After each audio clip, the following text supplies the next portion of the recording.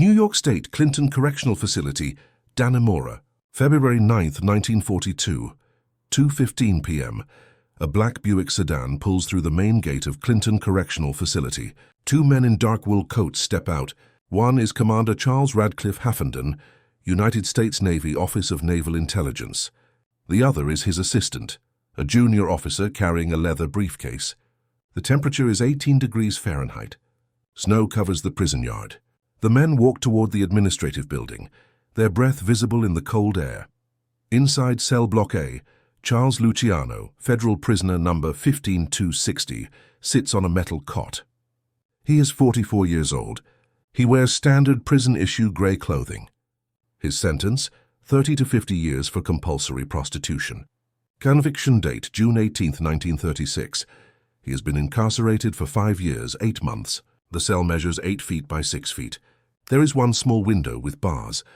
Luciano does not know about the visitors yet. At this moment, he is reading a newspaper. The headline reads, Nazi U-boats sink 3 more ships off Atlantic coast.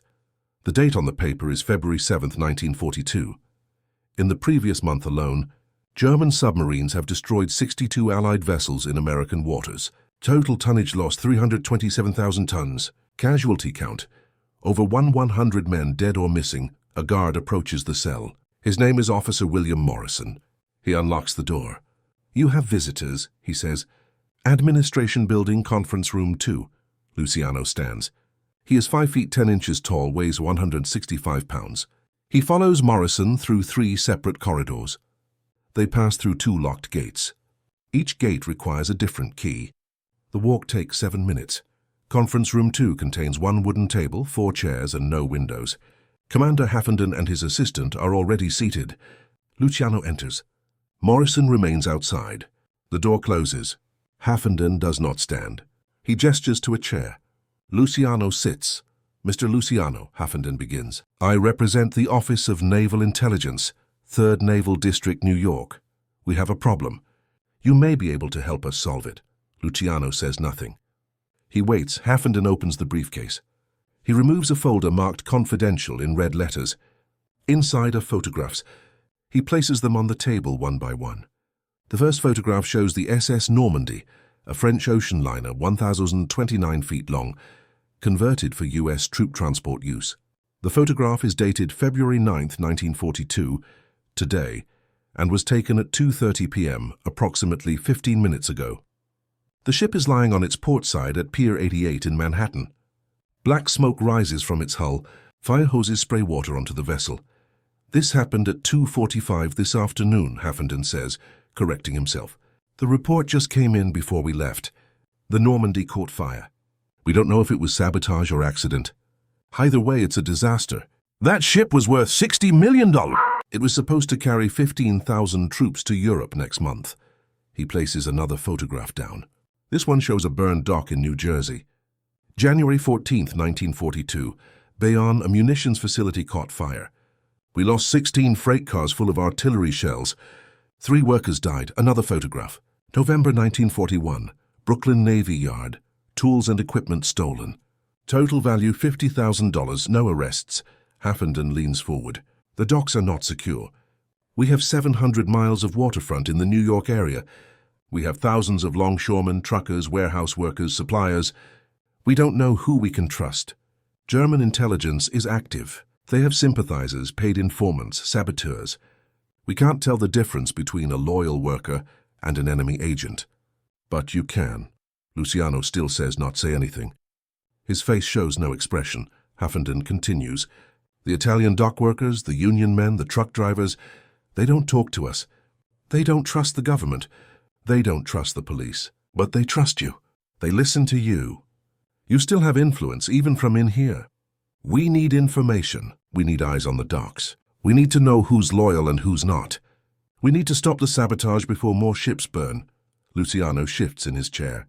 What are you offering? He asks. His voice is low, calm, with a slight accent.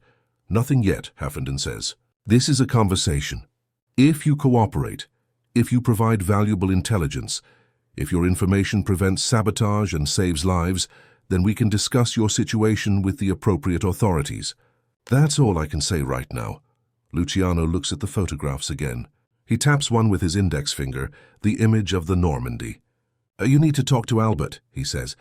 Albert Anastasia. He controls the Longshoremen's Union, Pier 88, Pier 90, the whole west side. And you need to talk to Meyer Lansky. He'll coordinate. He knows who to contact, how to set it up. I can't do anything from in here. But they can. Haffenden writes the names in a small notebook. Anastasia and Lansky, he repeats. How do we reach them? You don't, Luciano says. They'll reach you. Send word through my lawyer, Moses Polikoff. Tell him I said it's important. He'll arrange the meeting, Haffenden nods. He gathers the photographs and places them back in the folder. We'll be in touch, he says. He stands. His assistant stands. They walk to the door. Morrison opens it from the outside. Before leaving, Haffenden turns back. One more thing. If this works, if we can secure the docks and prevent sabotage, there may be additional tasks. Intelligence work. Things that require your connections beyond New York. Sicily, for example. Luciano's expression does not change. One step at a time, he says. Haffenden leaves. Morrison escorts Luciano back to his cell. The time is now 3:02 p.m. The meeting lasted 47 minutes. Luciano sits back down on his cot. He picks up the newspaper again. He looks at the headline about the U-boats. Then he puts the paper down. He stares at the wall. Outside, the temperature has dropped to 16 degrees. The snow continues to fall. Manhattan, Lower East Side, February 12, 1942. 11:30 a.m., Moses Polikoff walks into a restaurant called Ratner's on Delancey Street. He is 48 years old, wears a gray suit and carries a brown leather briefcase. He is Luciano's attorney. He has practiced law in New York for 22 years. He orders coffee and a bagel. He sits in a booth near the back. At 11:45 a.m., a man enters the restaurant. He is shorter than average, 5 feet 4 inches tall, thin build, approximately 140 pounds. He wears a dark blue overcoat. His name is Meyer Lansky. He is 39 years old. He sits across from Polikoff. He orders nothing. Polikoff speaks quietly. Charlie wants you to meet with the Navy, Office of Naval Intelligence. They need help securing the docks. They're worried about sabotage. Lansky listens. He does not interrupt. They want information, Polikoff continues. Informants, watchers, people on the inside. They want to know if anyone's working for the Germans. What's in it for Charlie? Lansky asks. They didn't promise anything specific, but they implied that cooperation could help his situation. If the information is valuable, if it prevents damage, they might talk to the governor about his sentence. Lansky nods slowly. Who do I contact? Polikoff slides a business card across the table. Commander Haffenden, 3rd Naval District Headquarters. Call this number. Use my name. Lansky takes the card. He puts it in his coat pocket. I'll talk to Albert, he says. He runs the piers. Without him, nothing happens down there. Charlie mentioned him, Polikoff says. Lansky stands. Tell Charlie we'll handle it, he says. He leaves the restaurant. The time is 11:52 a.m. The meeting lasted 7 minutes. Manhattan Office of Naval Intelligence, 50 Church Street, February 18, 1942. 10:00 a.m. Meyer Lansky enters the building alone. He takes the elevator to the 4th floor. A receptionist directs him to room 404. Inside, Commander Haffenden sits behind a metal desk. 2 other naval officers are present. One is Lieutenant James O'Malley, intelligence analyst. The other is Ensign Thomas Devine, liaison officer. Lansky sits in a wooden chair facing the desk. No one offers to shake hands. Haffenden speaks first. Mr. Lansky, thank you for coming. Mr. Luciano indicated you could help us with a security problem. I'm listening, Lansky says. Haffenden describes the situation. Since December 7, 1941, German U-boats have operated freely along the eastern seaboard. They have sunk 87 merchant vessels in 2 months. The losses include oil tankers, cargo ships, and troop transports. The Navy suspects some attacks are aided by intelligence from shore. Signal lights have been observed flashing from coastal buildings at night. Shipping schedules have been leaked. German submarines appear to know exactly when and where American vessels will be vulnerable. The docks themselves present additional problems. Labor unions control access to the waterfront. Longshoremen, warehouse workers, and truck drivers operate in closed communities. Police and federal agents are viewed as outsiders. Information does not flow to authorities. Background checks are difficult. Forged documents are common. Naval intelligence has identified at least 12 individuals with suspected ties to German or Italian intelligence services. But they have no evidence sufficient for arrest. They need sources inside the Union structure. Lansky listens without taking notes. When Haffenden finishes, Lansky speaks. What exactly do you want? We want to know who's loyal and who's not, Haffenden says. We want watchers on the docks, people who can spot suspicious behavior. We want to protect ships, equipment, supplies. We want to prevent fires, theft, sabotage. We want names of anyone who might be working for the enemy. And in return, Lansky asks, if your information proves valuable, if we prevent sabotage and save lives, we'll speak to the appropriate authorities on Mr. Luciano's behalf. We can't make promises, but cooperation will be noted. Lansky thinks for a moment. I need to talk to Albert Anastasia, he says. He controls the International Longshoremen's Association, Local 1814. He can organize the men. He can put watches in place. He can get information. But he'll need assurances. What kind of assurances? Haffenden asks. No arrests for union activities. No investigations into other business. You want information about sabotage. You get information about sabotage. Nothing else. And no one talks to the press. This stays quiet. Haffenden looks at O'Malley and Devine. O'Malley nods. We can agree to that, Haffenden says. Our only interest is port security and preventing enemy action. Then I'll set it up, Lansky says. He stands. Give me 2 days, he leaves the office. The time is 10:34 a.m. The meeting lasted 34 minutes, Brooklyn, Red Hook neighborhood. February 20th, 1942, 3:00 p.m. Maya Lansky and Albert Anastasia meet in the back room of a social club on Columbia Street. The club has no sign outside. Inside, 6 men play cards at a table near the front. Lansky and Anastasia sit in a smaller room separated by a curtain. There is 1 table, 2 chairs, and a space heater. Anastasia is 39 years old, 5 feet 9 inches tall, heavy build, approximately 190 pounds. He was born in Calabria, Italy, immigrated to the United States in 1919. He has worked as a longshoreman, union organizer, and enforcer. He controls hiring on the Brooklyn and Manhattan waterfronts. He has been arrested 8 times. He has been convicted once for gun possession and served 2 years in Sing Sing prison. Lansky explains the situation. The Navy needs information. They need watchers on the docks. They need to identify potential saboteurs.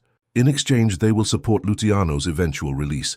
Anastasia leans back in his chair. What do they know about dock security? He asks. Nothing.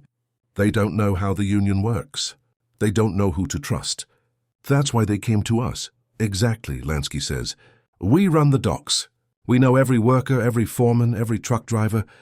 We can put men in place. We can watch for anything unusual. We can report problems before they become disasters. And Charlie gets out. Anastasia asks. Eventually, Lansky says, if we deliver. If we prove we're useful, Anastasia thinks. He lights a cigarette. All right, he says. I'll organize it. I'll put men on every major pier. I'll make sure the union cooperates. Anyone who doesn't cooperate, we'll deal with them. The Navy will get their information. How do we communicate? Lansky asks. Through you, Anastasia says. You're the contact. I'll send reports. You pass them to the Navy. Keep it simple. Keep it clean, Lansky agrees. They shake hands. The meeting ends at 3:27 p.m. Manhattan, Pier 88, February 25th, 1942, 6 a.m. Albert Anastasia arrives at the pier in a dark green Chevrolet truck. He parks near the main gate. The pier is 100 feet long, 200 feet wide. It extends into the Hudson River. There are 3 large warehouses on the pier. Approximately 300 longshoremen report for work each morning. They load and unload cargo ships, military transports, and supply vessels. Anastasia walks to the hiring hall, a wooden building near the entrance to the pier. Inside, men stand in groups waiting for work assignments. Anastasia climbs onto a wooden platform. He does not raise his voice, but the room becomes silent. New rules, he says. Starting today, we're watching for sabotage. The Navy thinks someone might be helping the Germans. Anyone sees anything unusual, lights flashing at night, strangers taking photographs, equipment damaged, Cargo missing. You report it immediately. You report it to your foreman. The foreman reports it to me. He pauses. Anyone who doesn't cooperate, anyone who causes trouble, anyone who talks to people they shouldn't talk to, they don't work here anymore. Understood. The men nod. No one speaks. Good, Anastasia says. He steps down from the platform. He walks back to his truck. The time is 6:14 a.m. Over the next 2 weeks, similar meetings occur at Pier 90, Pier 92 and Pier 97 in Manhattan, and at the Brooklyn Navy Yard, Bush Terminal, and Red Hook Container Port in Brooklyn. Anastasia personally visits each location. He delivers the same message. Union delegates are assigned to coordinate information gathering. A network of watchers is established. Reports begin flowing to Anastasia, then to Lansky, then to Commander Haffenden.